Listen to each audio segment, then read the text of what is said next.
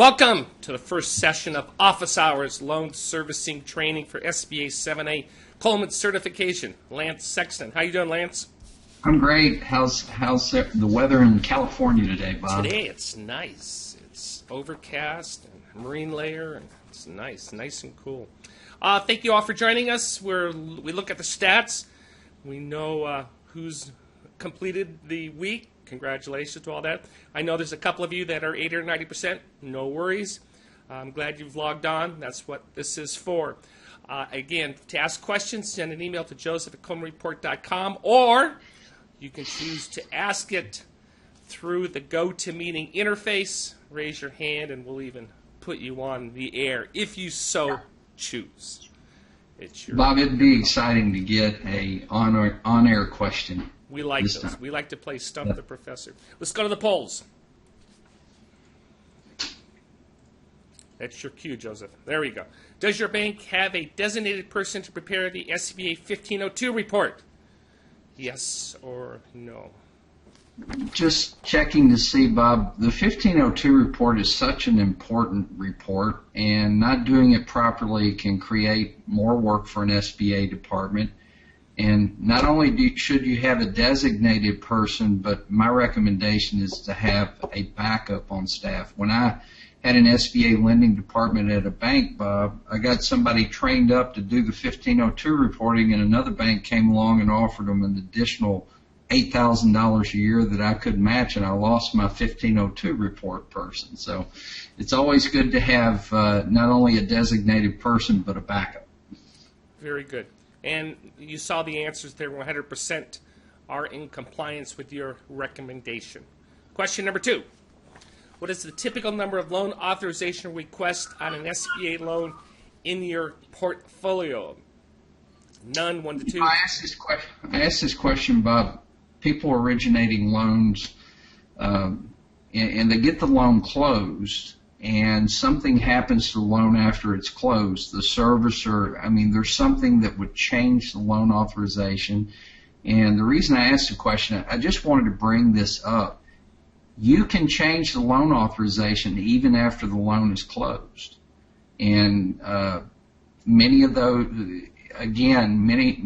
changes, depending on what kind of lender you are unilateral. So just wanted to find out. And the answers are 1 or 2. 1 or 2 is the majority. 67%. And the rest are spread out. Is that your experience, Lance? I think that's pretty typical. But again, I just want our servicers to know that loan authorization needs to be that loan authorization in any change request or changes need to be a reflection of what the loan is at that point in time in the life of the loan. When you get to the liquidation of an SBA loan, it's critically important that the authorization, any changes are done. If it's unilateral action, it's documented properly. If it requires SBA's approval, that the request and the approval's in there, but it's very important that you're able to look at that, and it's a reflection of the condition of the loan at that point. When you document a unilateral servicing action, do you attach a copy of the current unilateral authority matrix? All of our servicers, the unilateral authority matrix, I'm not suggesting you should carry it around with you 24 hours a day, but certainly want to have it handy because that is the guide to proper servicing of your SBA loan. And Joe, there we go. About 3/4 do, 27% don't. For those who answer no, is that an exception, or are you advocating this for a best practice? Bob, can I wait until we have our email question? Sure. And I'll get a little deeper because we have a question related to this. You are in charge. You may do that. Have you ever had to reinstate a SBA loan because it was inadvertently marked paid in full on the aforementioned 1502 report? I asked this question, Bob, because it's one of the most common. There are 2 common reasons for the requirement to reinstate an SBA loan. Probably the most common is the 1502 report For instance, you've got a line of credit. It's got a zero balance. The person preparing the 1502 report, instead of indicating the zero balance, marks it paid in full, and then you have to reinstate it. The other cause for need to reinstate an SBA loan is not paying the guarantee fee on time. Right. And as we talked about in the opening session, please compare your loan balance portfolio with SBA's books. Let's make sure Absolutely. We'll solve a lot of those issues. And the last poll question: have you ever had a SBA loan pay off early and have to pay the SBA subsidy recoupment fee?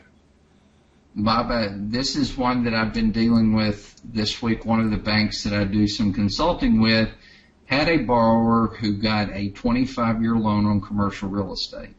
And it's about 18 months old, and another bank came along and floated a lower interest rate to them, and they decided to take it and pay the SBA loan off. And there was a big surprise on the part of the borrower that they owed a 2% subsidy recoupment fee, or I'm sorry, a 3% subsidy recoupment fee, but that's part of the note document. Certainly something that does come up periodically as an SBA servicer, and it's difficult news to deliver to the borrower. And that's a prepayment fee, isn't it, Lance? Basically, it is. Yeah. Yes, it is. Okay, you're confusing me with big words today.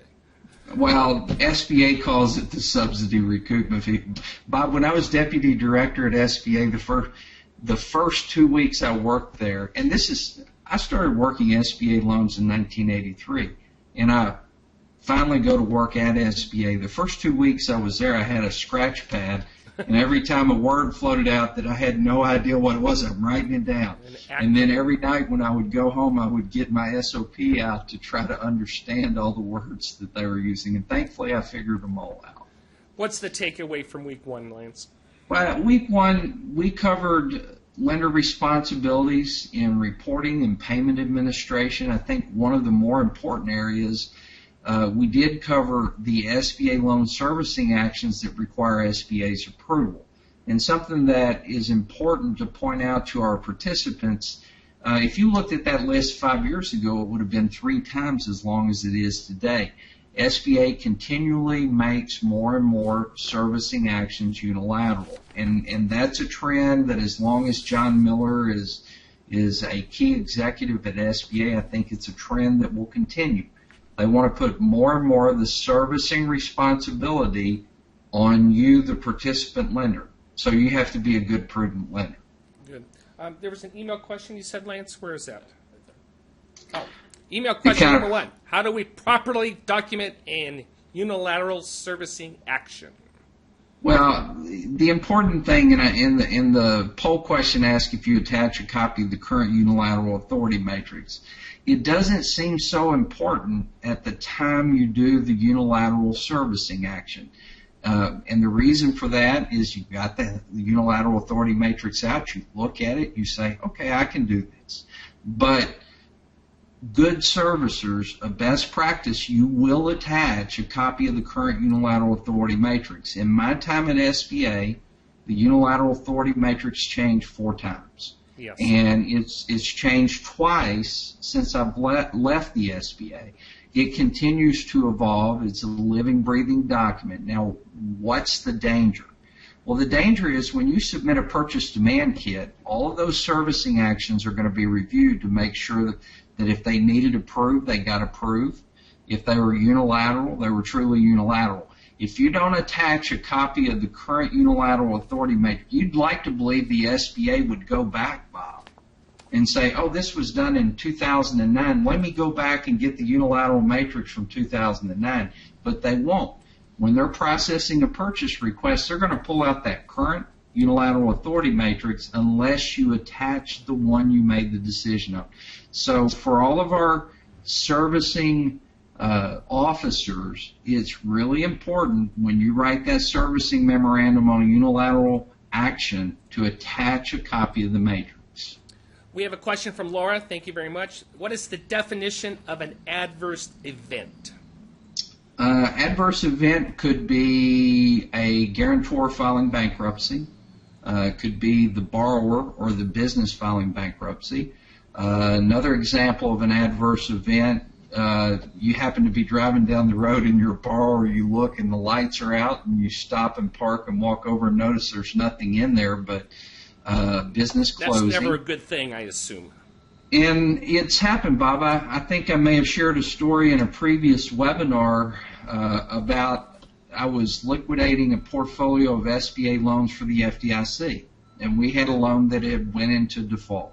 And being a good SBA servicing officer, the site visit had not been done timely, so I immediately grab a digital camera and head out in the car, and I walk in, and it was supposed to be a Subway sandwich shop.